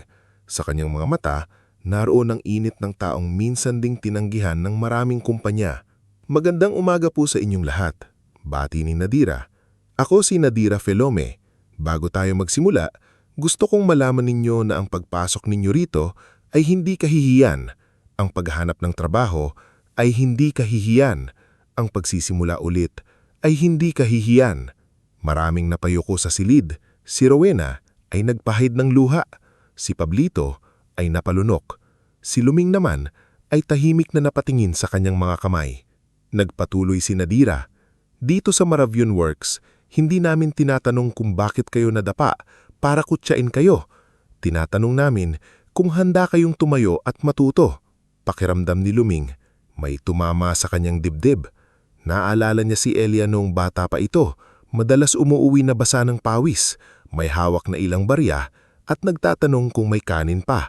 Sa halip na sabihing, "Anak, salamat," ilang beses niyang sinabihan ito ng kulang, pabigat at walang kwenta. Habang nagpapatuloy ang orientation, itinuro sa kanila ang tamang paghawak ng mop, ang peligro ng paghahalo ng maling kemikal, ang importansya ng warning signs at ang tamang pakikipag-usap sa empleyado at bisita ng isang opisina. Nalaman ni Gregorio na may standard pala sa paglilinis ng comfort room, sa waste segregation, sa infection control at maging sa pagre-report ng hazard. Hindi pala basta-basta. Bulong niya sa sarili. Narinig iyon ni Luming. Oo nga, pagkatapos ng orientation, isa-isa silang tinawag para sa interview. Nang turn na ni Gregorio at Luming, pinapasok sila sa maliit na interview room. Nandun si Nadira, kasama si Isadora. "Mr. and Mrs. Wardosa," magalang nabati ni Nadira. "Kumusta po kayo?" Hindi agad nakasagot si Gregorio. Sanay siya ang nagtataas ng boses. Sanay siya ang nagtatanong. Ngayon, siya ang nakaupo sa harap ng taong magpapasya kung mabibigyan pa ba siya ng pagkakataon. "Mabuti naman," pilit niyang sagot. Tiningnan ni Nadira ang form. "Dati po ba kayong may experience sa maintenance o janitorial work?" Umiling si Gregorio. "Wala, pero kaya kong matuto." Napatingin si Luming kanya. Bihira niyang narinig ang salitong iyon mula sa asawa. Matuto. Dati, para kay Gregorio, lagi siyang tama. "Ma'am Luming," tanong ni Nadira, "kayo po?" "Wala rin po, pero marunong po ako sa gawaing bahay. Nagluluto, naglilinis, naglalaba." Magandang simula po iyon. Pero dito, kailangan din po nating matutunan ng professional standards. May tanong lang po ako sa inyong dalawa. Handa po ba kayong tumanggap ng instruction mula sa mas mababa sa inyo kung siya ang supervisor? Parang may kumurot sa pride ni Gregorio. Naaalala niya si Juniper, ang dating tambay na maaaring maging trainer nila. Muntik na siyang magsalita ng pabalang, ngunit napatingin siya sa kanyang envelope, sa lumang ID, sa resibo ng utang kay Corvito Dakuyan, at sa mukha ni Luming na pagod na pagod na. "Oo," mabigat niyang sagot. "Kung iyon ang patakaran, susunod ako. Hindi po namin hinahanap ang perpektong tao. Ang hinahanap namin ay taong marunong rumispeto." Nang matapos ang interview, pinaghintay sila sa lobby. Habang nakaupo, napansin ni Luming ang isang poster sa pader. Walang mababang trabaho. Mababa lang ang pagtingin ng taong mapangmata. Biglang nanikip ang lalamunan niya. "Gregorio!" Bulong niya. "Ano?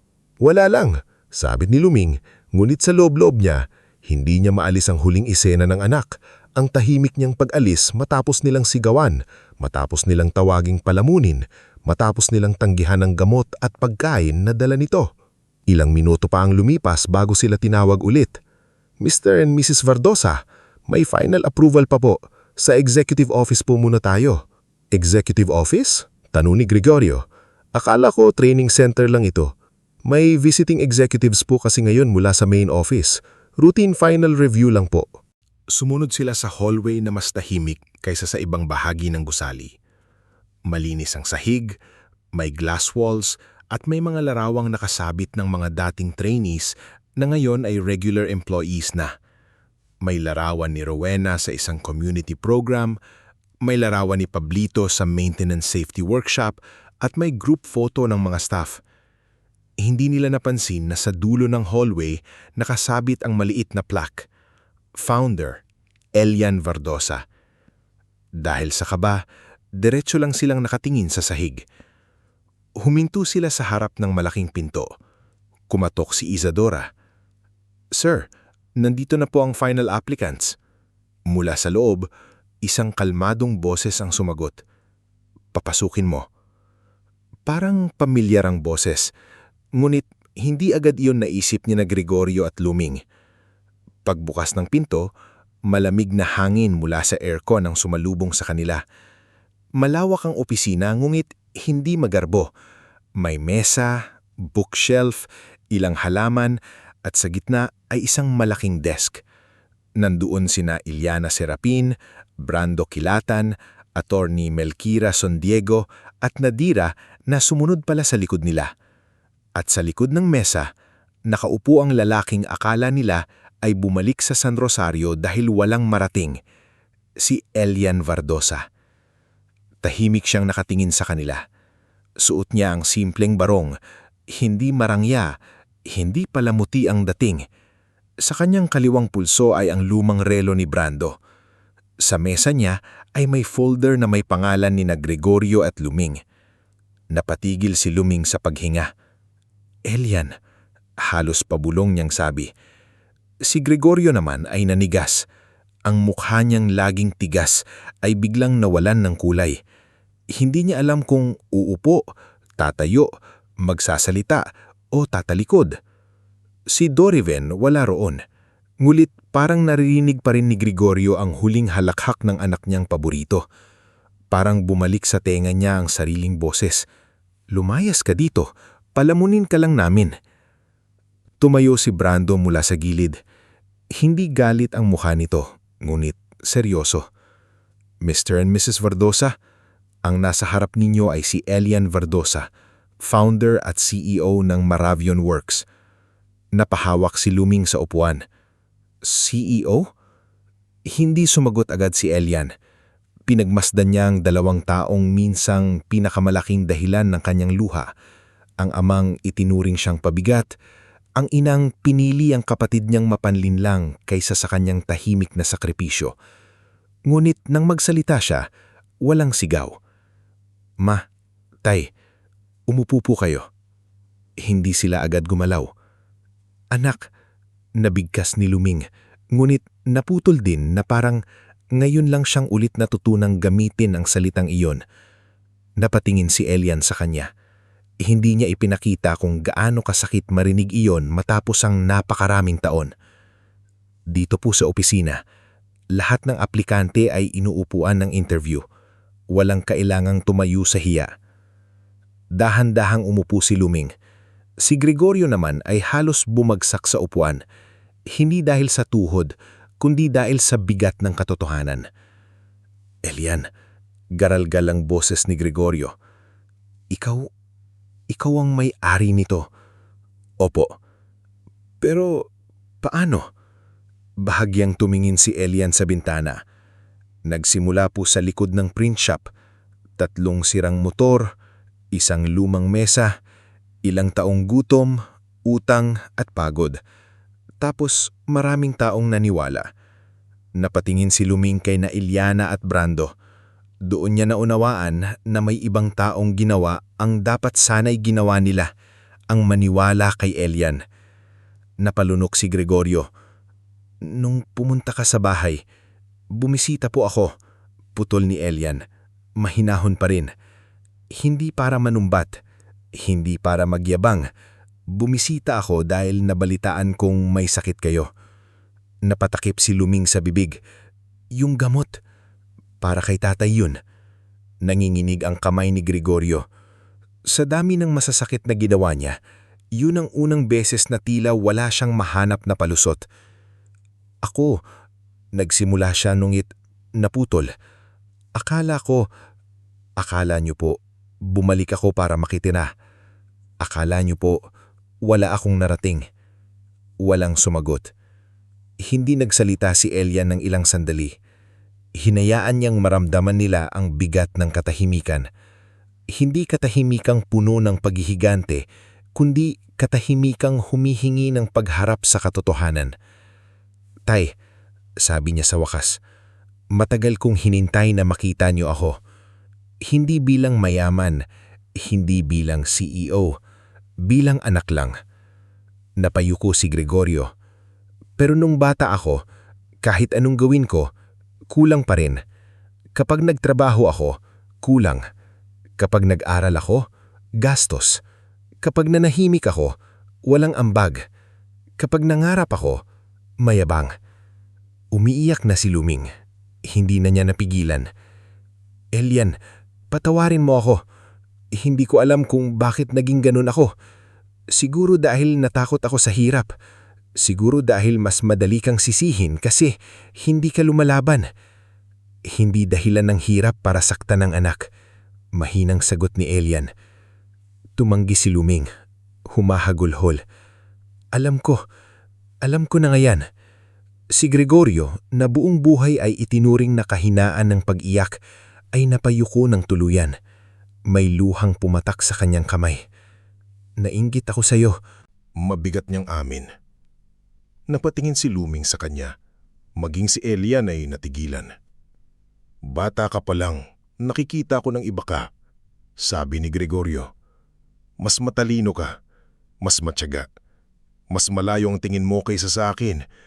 At imbes na maging proud ako, natakot ako. Natakot akong malamangan ako ng sarili kong anak. Kaya pinababa kita ng pinababa. Tahimik ang buong opisina. Kahit si Brandon na matagal ng galit para kay Elian ay hindi nakapagsalita. Huminga ng malalim si Elian. Salamat po sa pag-amin. Pero ang pag-amin simula pa lang.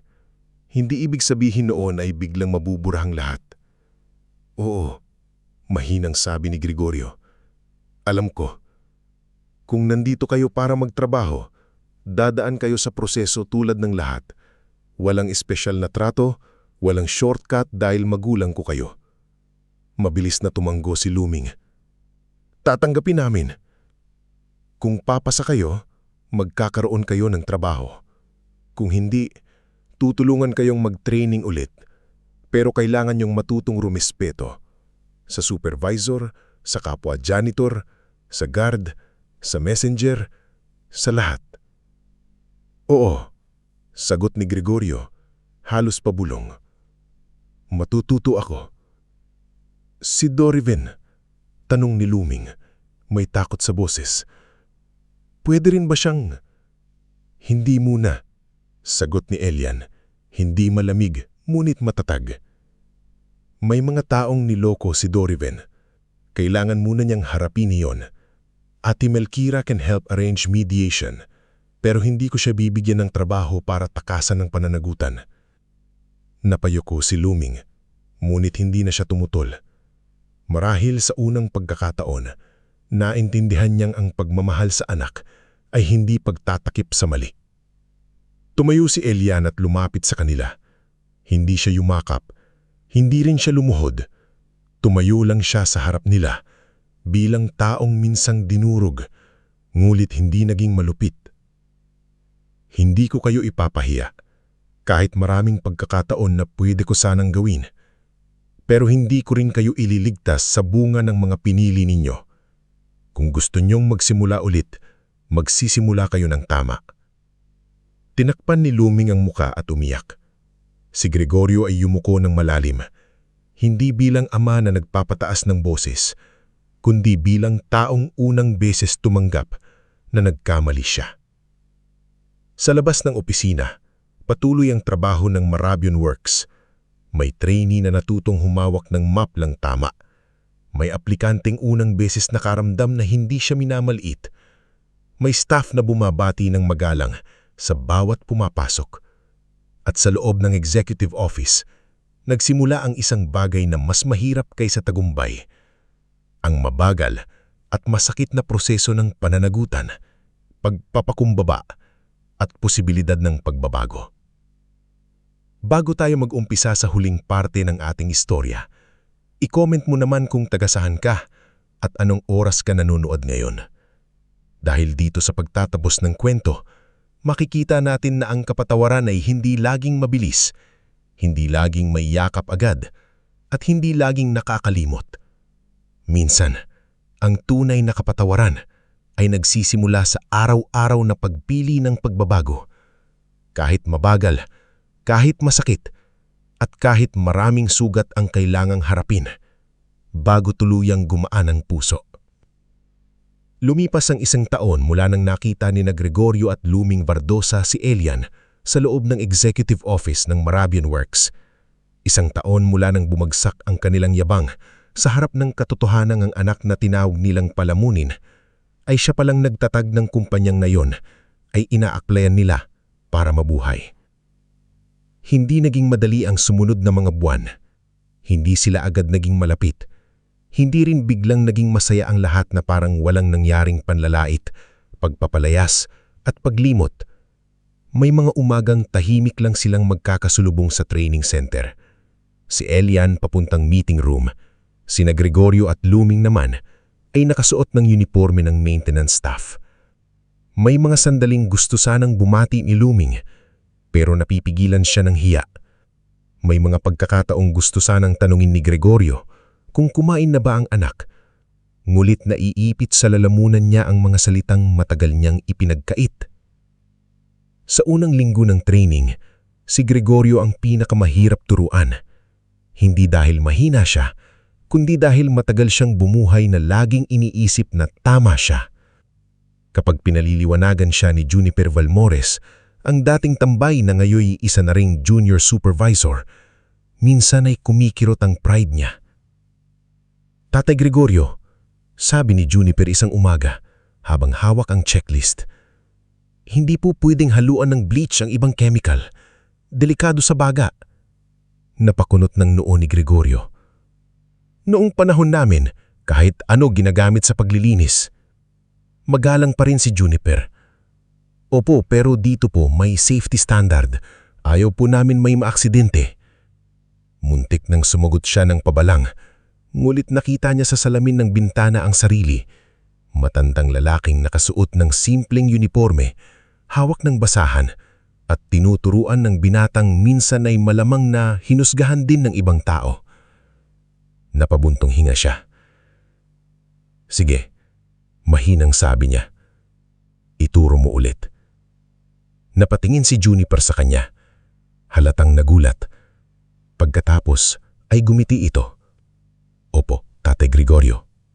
Ganito po. Si Luming naman ay sa pantry itinalaga pagkatapos ng training.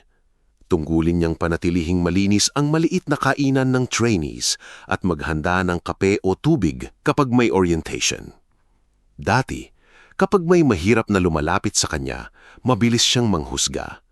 Ngayon, siya na ang unang nakakakita sa kabangdala niyang mga aplikanteng walang maayos na sapatos, walang sapat na edukasyon at walang tiwala sa sarili. Isang araw, may batang inang nagmangalang Selmira Bantayan ang pumasok sa pantry. Nanginginig ang kamay habang hawak ang application form. Ma'am, sabi nito kay Luming, pasensya na po, mali-mali yata yung sulat ko. Hindi po kasi ako nakatapos. Dati, maaring mainis si Luming sa ganoong sitwasyon. Ngunit sa pagkakataong iyon, biglang sumagi sa isip niya si Elian noong bata pa. Hawak ang punit na notebook, naghahanap lang ng taong hindi tatawa sa pangarap niya. Lumapit si Luming at kinuha ang form. "Halika," malumanay niyang sabi. "Tutulungan kita. Hindi nakakahiyang magtanong." Napatingin si Selmira sa kanya, tila hindi sanay sa kabaitan. "Salamat po." Habang tinutulungan niya ang batang ina, napakagatlabi si Luming. Sa puso niya, may bulong na paulit-ulit. Sana ganito ako noon kay Elian. Sa kabilang banda, si Doriven ay hindi agad nabigyan ng trabaho. Totoo sa sinabi ni Elian, hindi siya pinayagang gamitin ang pangalan ng kuya niya para takasan ng mga taong niloko niya sa networking scheme. Sa tulong ni Attorney Melquera Sondiego, nagkaroon ng community mediation.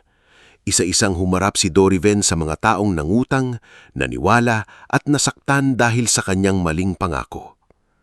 Sa barangay hall, nakaupo si Doriven sa harap ni Rowena Sablon, Pablito Enverga at ilan pang kapitbahay na nadamay sa peking negosyo ni Ramilgo Fuentebela. Nakayuko siya habang binabasa ni Attorney Melquera ang kasunduan. "Hindi ito simpleng paghingi ng tawad," sabi ni Attorney Melquera. "May plano ng pagbabayad, may community service at may obligasyon kang tapusin ng skills training bago ka ma-recommend sa trabaho." Tumanggo si Doriven. "Tatanggapin ko po." Isa sa mga naloko niya, si Mang Nestor Abayle, ay napailing. "Madali sa din yan ngayon, Doriven. Noon ang yabang-yabang mo." Napaluha si Doriven. "Alam ko po, wala po akong maidadahilan. Nagsinungaling ako, naging sakim ako, at matagal kong sinisi si Kuya Elian kahit ako ang walang ginagawa kundi umasa sa kanya." Nasa likod ng silid si Elian, tahimik na nakikinig. Hindi siya nagsalita para ipagtanggol si Doriven. Hindi rin siya nagsalita para durugin ito. Hinayaan niya itong harapin ang bunga ng sariling kapablaman. Pagkatapos ng mediation, lumapit si Doriven sa kanya. "Kuya," sabi nito, halos hindi makatingin, "galit ka pa ba ako sa akin?" Matagal na tumingin si Elian sa kapatid. Naalala niya ang batang Doriven na nangaasar habang siya ay gutom. Ang binatang Doriven na tumawa nang palayasin siya. Ang lalaking Doriven na ngayon ay basag na ang yabang. "May sakit pa rin," sagot ni Elian. "Pero ayokong mabulok sa galit." Napaluha si Doriven. "Hindi ko alam kung paano ako babawi." "Magsimula ka sa hindi na pagsisinungaling. Hindi sa akin, sa sarili mo." Lumipas pa ang mga buwan. Unti-unting nagbago ang takbo ng buhay sa San Rosario. Ang Maravion Works Training Center ay hindi na lang basta kumpanya. Naging pag-asa ito ng maraming taong akala nila ay wala nang tatanggap sa kanila. Si Rowena ay naging regular housekeeping staff sa isang partner hotel.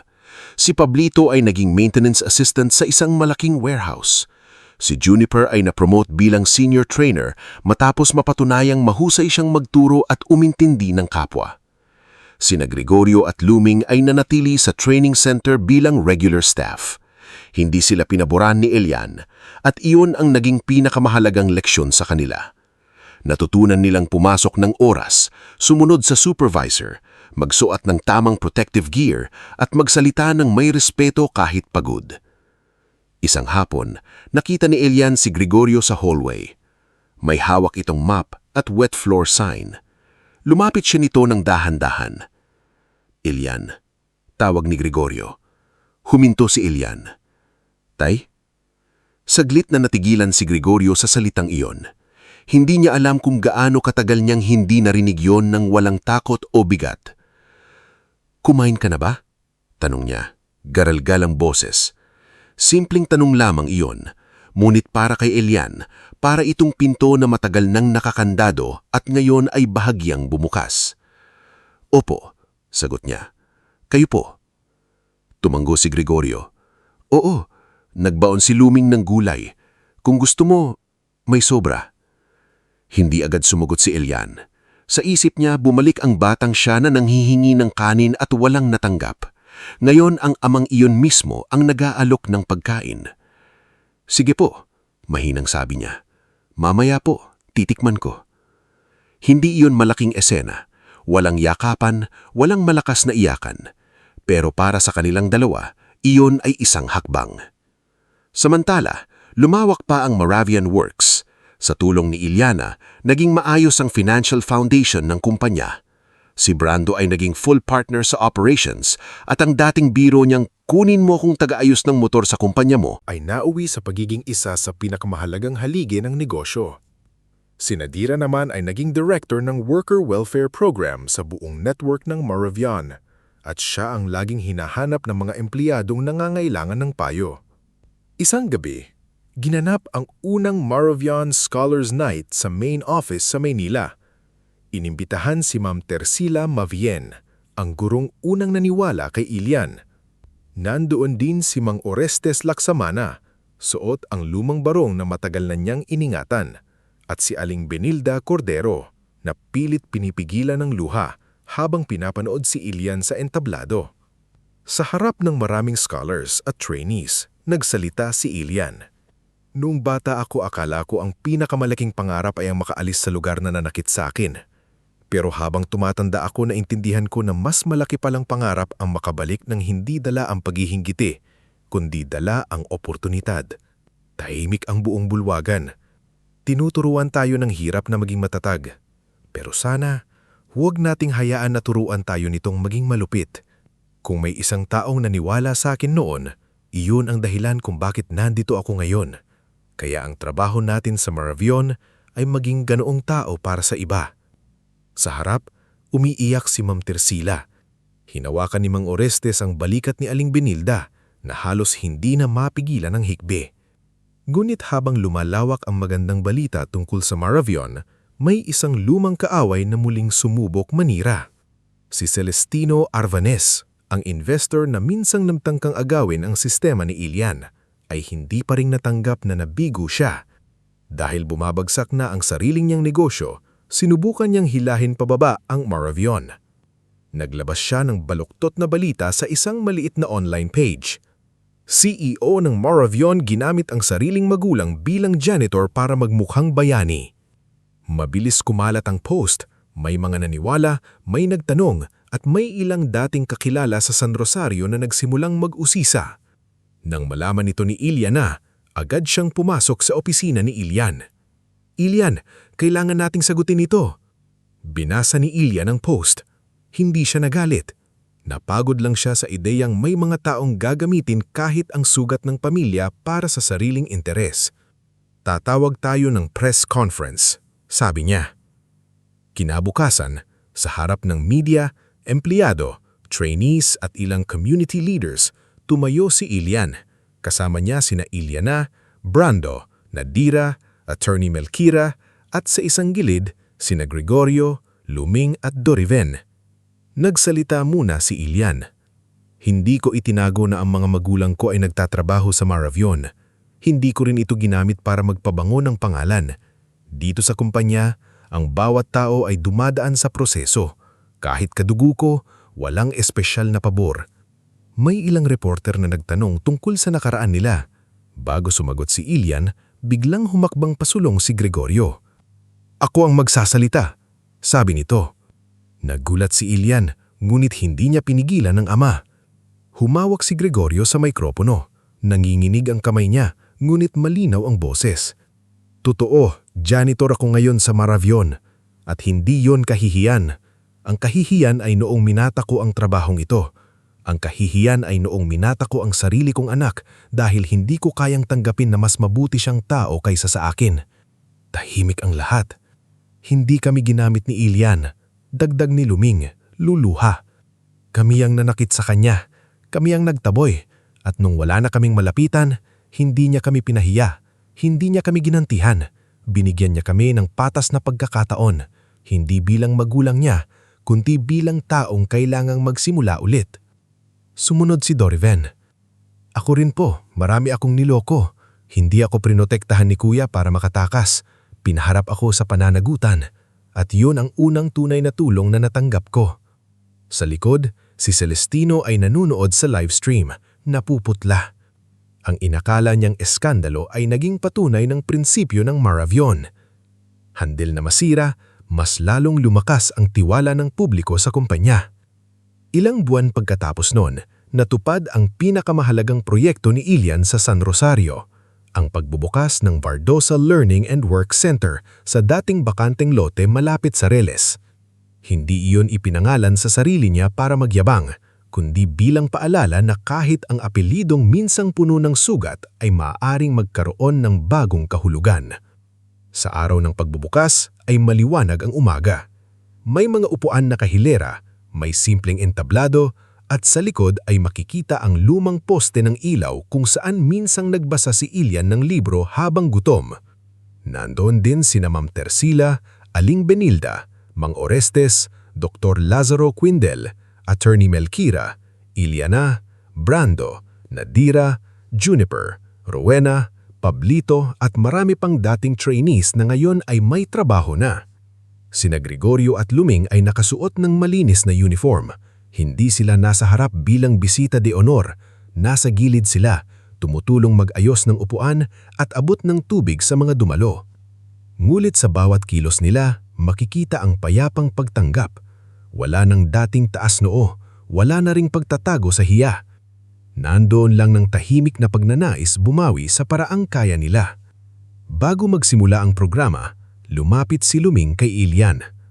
"Anak," Sabi niya, halos pabulong pa rin. "Salamat." Tumingin si Elian sa kanya. "Hindi lang sa trabaho." Dagdag ni Lumin. "Salamat dahil hindi ka naging katulad namin." Matagal na natahimik si Elian. Pagkatapos ay marahan niyang hinawakan ang kamay ng ina.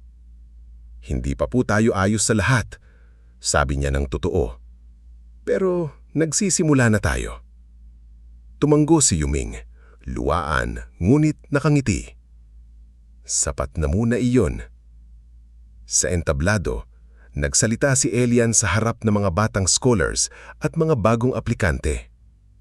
"Dito sa lugar na ito," sabi niya, "maraming pangarap ang magsisimula. May papasok dito na takot dahil piling nila wala silang halaga. May papasok dito na pagod dahil ilang beses nang tinanggihan.